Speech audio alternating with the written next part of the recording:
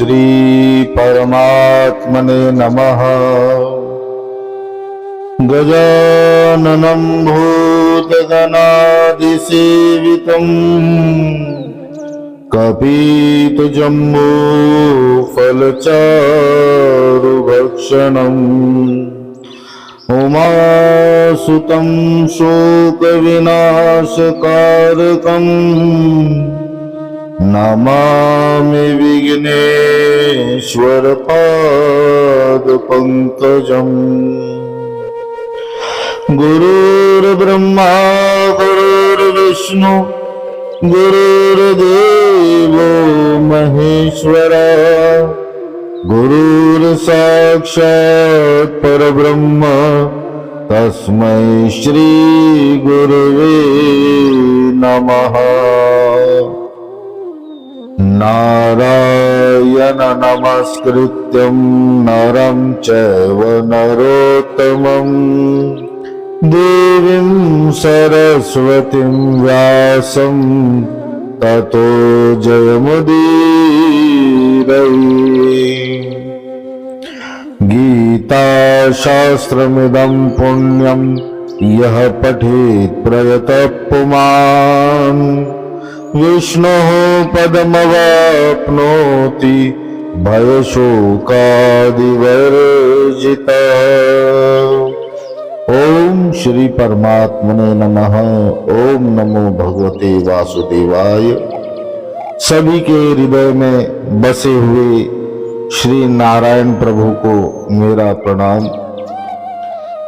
मित्रों, हम श्रीमद् भागवत की चर्चा करते हुए सांख्य योग के दूसरे अध्याय तक पहुंचे हैं। 17वें श्लोक में भगवान श्री कृष्ण अर्जुन को कहते हैं,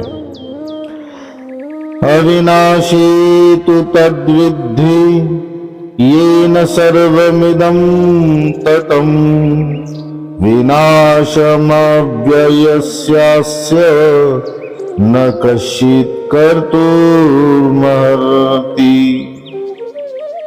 नाश रहित तो तू उसको जान जिससे यह संपूर्ण जगत दृश्य वर्ग व्याप्त है।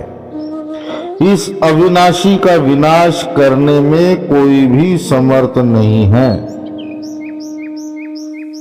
अंतवंत इमे देह नित्यसोक्ताः शरीरिणः अनाशीनो अप्रमेयस्य तस्माद्युध्यस्व भारत। इस नाश रहित अप्रेमेय नित्य स्वरूप जीवात्मा के ये सब शरीर नाशवान कहे गए हैं। इसलिए हे भरतवर्षी अर्जुन, तू युद्ध कर। इन दोनों श्लोकों में भगवान श्री कृष्ण अर्जुन को कहते हैं कि हे अर्जुन, अविनाशी सर्वव्याप्त है। उस अविनाशी का कोई नाश नहीं कर सकता। सब कुछ जो कुछ भी दिख रहा है वो सब उस अविनाशी से व्याप्त है। और ये जीवात्मा जो इन शरीरों में व्याप्त है वो उस अविनाशी का ही अंश है। इसलिए वो भी सदैव नाशवान नहीं है, नाश से रहित है। उसका कोई भी विनाश नहीं कर सकता। यहां सरल तौर पर हमें यह समझना चाहिए कि अविनाशी किस प्रकार जगत में व्याप्त है, जिसे ना तो कोई नाश कर सकता है ना तो कोई पकड़ सकता है। वो ब्रह्म अविनाशी किस प्रकार व्याप्त है। अविनाशी उसी प्रकार इस जगत में व्याप्त है जिस प्रकार एक खाली कमरे में खाली जगह व्याप्त है। खाली जगह अर्थात स्पेस। कमरे का जो आकाश है, जो स्पेस है, वो कमरा नहीं था तब भी वही था। कमरा है, दीवारें बनाई गई तब भी वो खाली जगह वही थी, और जब दीवारें हट जाएगी तब भी वो खाली जगह वहीं रहेगी। वो खाली जगह, वो स्पेस कहीं बाहर से लाकर उस कमरे में डाला नहीं गया है, और यदि कमरा टूट गया तो उसमें से निकाला नहीं गया है। जब हम खाली कमरे में प्रवेश करते हैं तो हमारी दृष्टि केवल दीवारों तक पहुंचती है। हम कहते हैं कमरे में कुछ भी नहीं है। विचार करने वाली यह बात है कि क्या दीवार कमरा है? नहीं, दीवार कमरा नहीं है। कमरा तो वो खाली जगह ही है। वो खाली जगह, वो स्पेस, वो आकाश ही वास्तविक वो कमरा है, परंतु हमारी दृष्टि उसे देख नहीं पाती। हम उस कमरे में जितना मर्जी सामान भर दे, उस खाली जगह को छुपाने का प्रयत्न कर ले, परंतु उन सामानों के बीच में भी वो खाली जगह व्याप्त रहेगी। खाली जगह के बिना वहां कोई भी सामान हम नहीं रख पाएंगे। इसी प्रकार जिस प्रकार उस कमरे में आकाश व्याप्त है, कमरा नहीं रहेगा तब भी वो आकाश वहीं व्याप्त रहेगा। इसी प्रकार वो अविनाशी इन शरीरों में व्याप्त है। जब शरीर नहीं था तब भी वह अविनाशी वहीं था। शरीर है तब भी वह अविनाशी वहीं है, और शरीर नहीं रहेगा तब भी वह अविनाशी वहीं रहेगा। ब्रह्म को हमारे शास्त्रों में कहा गया सूक्ष्म आता है, सूक्ष्म से भी सूक्ष्म है और बृहत से भी बृहत है। सूक्ष्म उसे कहा जाता है जिसे हम इंद्रियों द्वारा, दृष्टि द्वारा नहीं पकड़ सकते। कई लोग कहेंगे कि माइक्रोस्कोप के द्वारा हम सूक्ष्म जीवाणु को देख सकते, नहीं। जो मशीनों द्वारा पकड़ा गया वो सूक्ष्म नहीं है। सूक्ष्म वो है जिन्हें हमारी दृष्टि नहीं देख सकती, जिसे हम पकड़ नहीं सकते। जैसे कमरे के खाली जगह को, स्पेस को हम पकड़ नहीं सकते, वह सूक्ष्म तत्व है। वह सूक्ष्म तत्व ही अविनाशी है। सूक्ष्म होते हुए भी वो सब जगह व्याप्त है, जिसका कोई विनाश नहीं कर सकता। इसलिए हे अर्जुन, इस नाश रहित सूक्ष्म तत्व का चिंतन कर, इस नाश रहित अविनाशी को देख। ये जो नाशवान देह है, इनका मोह मत कर और युद्ध कर, क्योंकि युद्ध करना तेरा कर्म है। उस अविनाशी को देखता हुआ, समझता हुआ तू युद्ध कर। ये बड़ी कठिन बात है अर्जुन। जिसने अब तक केवल देह अभिमान के बारे में ही विचार किया, उसके लिए ये बड़ी कठिन बात है कि अविनाशी का चिंतन भी करे और युद्ध भी करे। ये बात इतनी सरलता से यदि अर्जुन समझ जाता तो इतनी बड़ी गीता कहने की जरूरत ही ना पड़ती। अर्जुन प्रश्न करता है देहधारियों को देखकर, और भगवान श्री कृष्ण उत्तर देते हैं अविनाशी को देखकर। अर्जुन को देखते हुए भगवान समझ गए कि अर्जुन अभी भी नहीं समझा, इसलिए भगवान कहते हैं य एनं वेत्ति हंतारम यश्चैनं मन्यते हतम उभौ तो न विजयानीतो नायम हंति न हन्यते। जो इस आत्मा को मारने वाला समझता है तथा जो इसको मरा मानता है, वे दोनों ही नहीं जानते, क्योंकि यह आत्मा वास्तव में ना तो किसी को मारता है, ना किसी के द्वारा मारा जाता है। इसे हमें यूं समझना चाहिए, आत्मा तत्व क्या है? ये अविनाशी का ही स्वरूप है। इसे ना कोई मार सकता है और ना ही इसे किसी के द्वारा मारा जा सकता है। जैसे शून्य, ये शून्य की संख्या जो है ये बड़ी अद्भुत है। हमारे शास्त्रों में कहा गया है ब्रह्म के बारे में, पूर्णमिदं पूर्णात् पूर्णमुदच्यते पूर्णस्य पूर्णमादाय पूर्णमेवावशिष्यते। पूर्ण से पूर्ण का प्रादुर्भाव होता है, पूर्ण से पूर्ण का जन्म होता है, फिर भी वो पूर्ण जो है अधूरा नहीं रहता, कहीं भी कटता नहीं। पूर्ण में पूर्ण मिल जाता है, फिर भी वो पूर्ण दुगना नहीं होता, वो वैसा का वैसा ही रहता है। जिस प्रकार शून्य में शून्य मिलाने पर भी शून्य रहता है, शून्य निकालने पर भी शून्य रहता है, शून्य बदलता नहीं। शून्य को हम आधा नहीं लिख सकते, शून्य को यदि लिखना है तो हम पूरा ही उसे लिखना पड़ेगा, तभी हम शून्य लिख पाएंगे। इसलिए हे अर्जुन, तू इन देह अभिमान में मत पड़।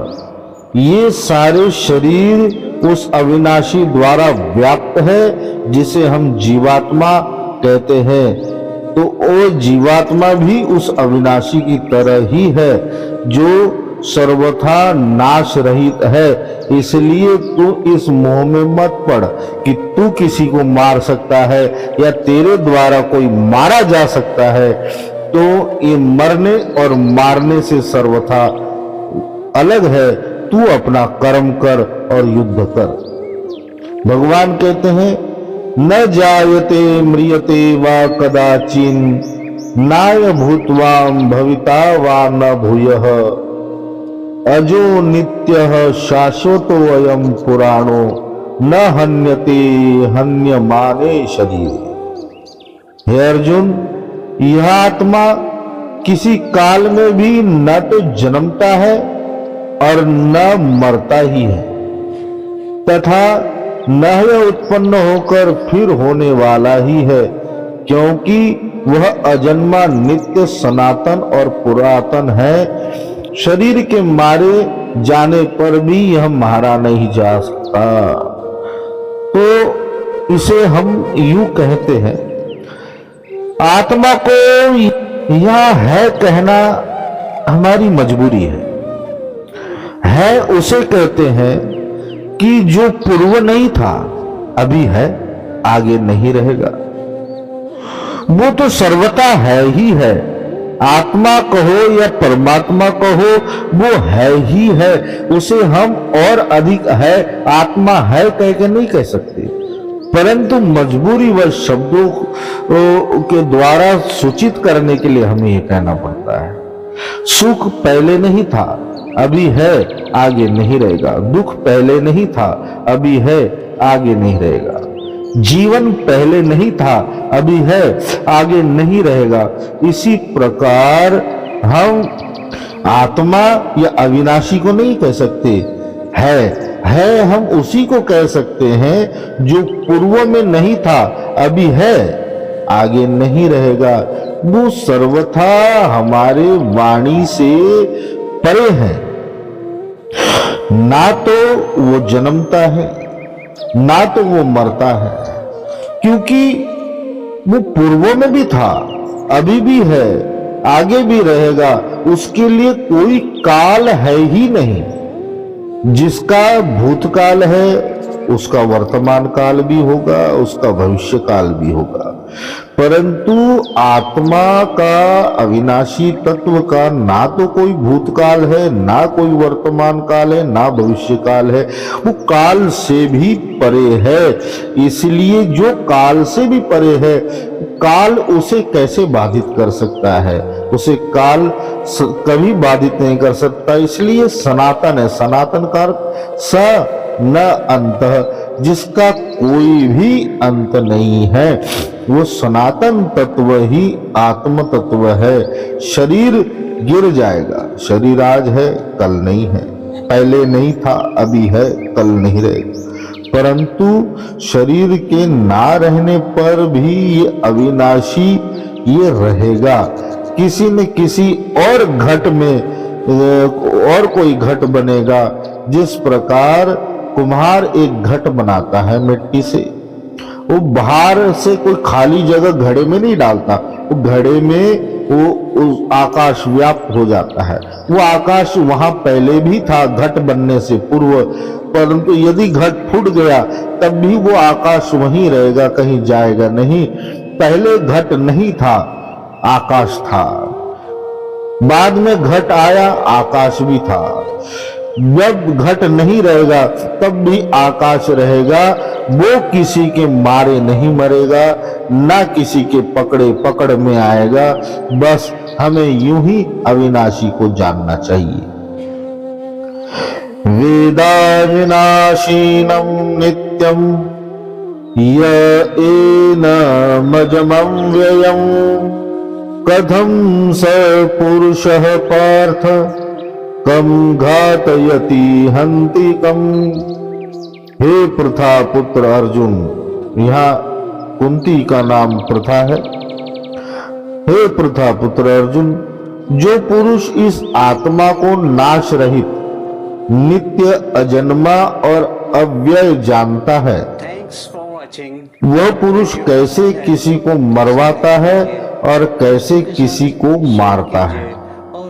यहाँ देखो, बड़ी अद्भुत बात है। भगवान कहते हैं जानता है, हम मानता नहीं कहा। हमें किसी ने कहा आत्मा अमर है, हमने बस मान लिया।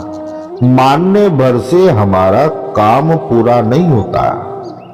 किसी ने कहा कि ईश्वर अविनाशी है, सर्वव्याप्त है, हमने मान लिया। मानना बड़ा सरल है, जानना बड़ा कठिन है। मानने के लिए कुछ नहीं करना पड़ता, जानने के लिए प्रयास करने पड़ते हैं। तो भगवान कहते हैं मानना नहीं है। किसी ने कह दिया, तुमने मान लिया। कहने वाले तो बहुत कुछ कहेंगे। कोई कहेगा रसगुल्ला ज्यादा प्रिय है, ज्यादा मीठा है, उसके कहने पर आपको रसगुल्ला प्रिय लगने लगेगा। आगे कोई अच्छा वक्ता आएगा, वो कहेगा ना चाट अति प्रिय है, चटपटी है, तो उसके कहने पे हमें चाट प्रिय लगने लगेगी। क्योंकि हमने माना है, जाना नहीं। यदि हम रसगुल्ला खा के जान लेते तब हमें पता चलता, यदि हम चाट खा के जान लेते तब हमें पता चलता। तो यहाँ अजन्मा अव्यय नित्य को जानना है। और वो जानना किस प्रकार है? मनन से, चिंतन से। वह पुरुष कैसे किसको, और जो एक बार अजन्मा को जान लेता है वो फिर किसी को ना तो मारता है ना तो मरवाता है, क्योंकि वो सत्य जान चुका होता है। आज की चर्चा हम यहीं तक रखते हैं। श्री हरि शरणम, श्री हरि शरणम, श्री हरि शरणम। ओम नमो भगवते वासुदेवाय।